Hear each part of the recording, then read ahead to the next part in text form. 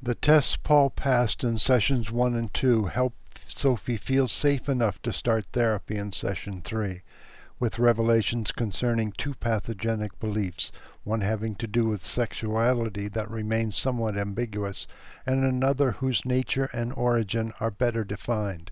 According to the second belief, Sophie sees herself as a troublemaker who hurts those she loves, destroying their relationships in the process. He wanted me to live with them. He was really pissed that she said no, so really soured their relationship. So you blame yourself? Whatever way the cookie crumbles, you're still to blame. I ruined their family. I did, I really did. Darlene was so good to me. She really was good to me. She told me, before she left for Wisconsin, that she was only going because she knew I would be there to take care of Dana. She said she didn't trust Cy, but she trusted me. She trusted me, and I ruined it. Sophie learned this pathogenic belief in early childhood as a way of interpreting her experiences. New experiences don't offer Sophie contrary evidence because the pathogenic belief alters her perception of reality, leaving her dissatisfied until she has found a way of interpreting new experiences in a way that lets the belief remain unchallenged. Pathogenic beliefs are hurtful beliefs a young child acquires while trying to understand a complicated reality in an oversimplified way.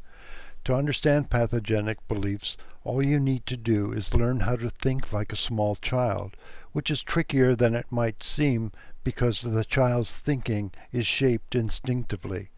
Let us take a look at Sophie's mother and father for clues. He doesn't even know that she was in the hospital. Shut up! He hasn't even called her in over a month. He doesn't even know what happened. But of course she'll go to him to New York, to Miami, to fucking Timbuktu. He's not here, and it's my fault.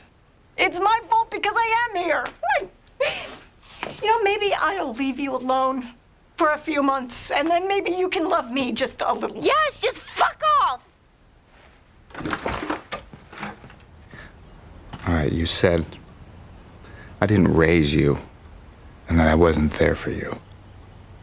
So while I was outside, I made a list.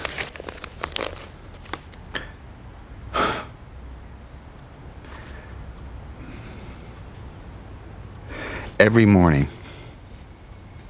from the time you were 6 until you were 10, I would get up with you at 5 o'clock, get you dressed, and take you to practice. And I would wait outside of practice until you were done so I could take you to school. And then I would stay up with you so you could do your homework because you'd fall asleep if I didn't. Except that I sucked at math, so I got evening tutoring lessons 3 nights a week.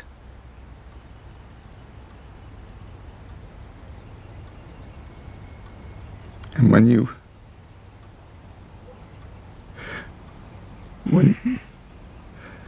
you couldn't sleep, I would hold you.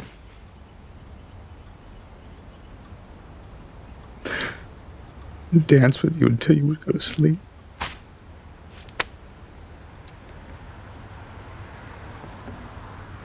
And when you got injured, I sat with you in that hospital, day and night. Enough, Dad, it's okay. Just don't tell me I didn't raise you. Notice how eager Sophie's mom was to win Sophie's favor.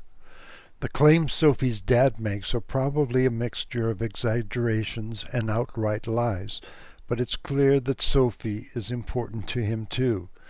Now imagine a marriage that was in trouble from the start, with Sophie impossibly in the middle, trying to please her mother and her father in turn, while displeasing the other parent through jealousy in the process.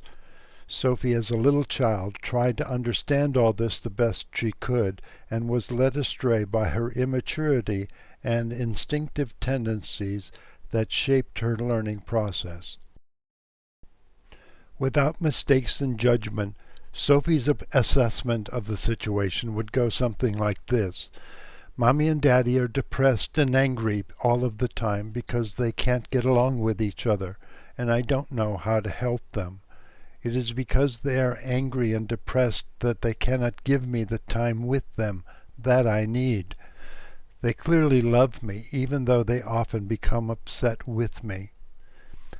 Many adults wouldn't have the maturity to make this kind of assessment.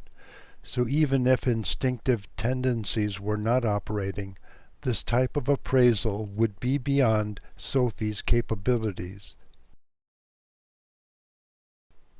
But instinctive tendencies do operate, and one of them leads Sophie to take the blame for everything that happens in her family. So Sophie's mistaken and instinct-driven assessment goes something like this.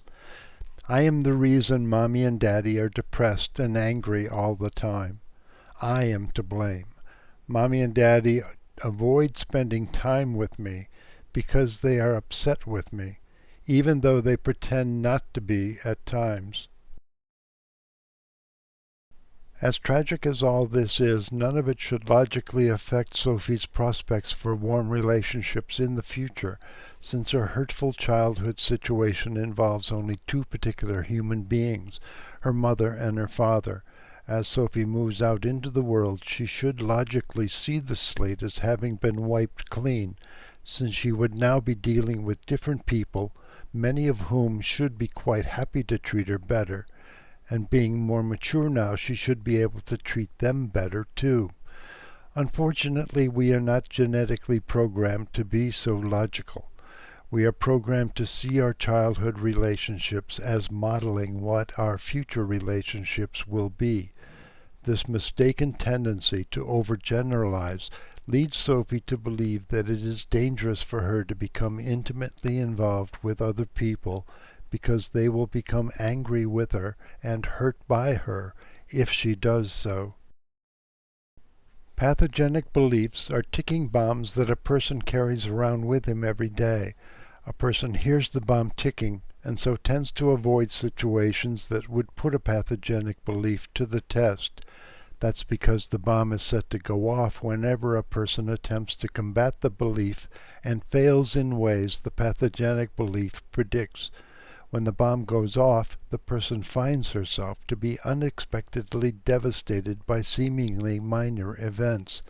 Sophie did attempt to get close to Cy and his family, and they were hurt and became angry with her as a result. Everything came to a head when Darlene indicated her displeasure by telling Sophie that she would rather she stayed away.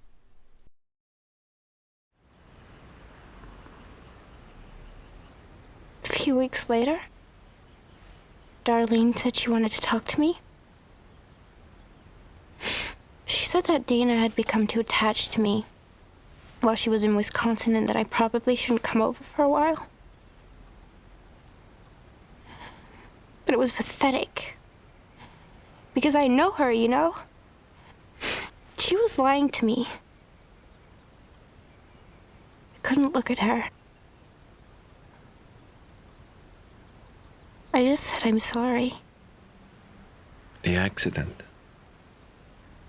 It happened that night. I woke up in the ambulance. Do you remember how you got there? I don't even remember walking away from the house.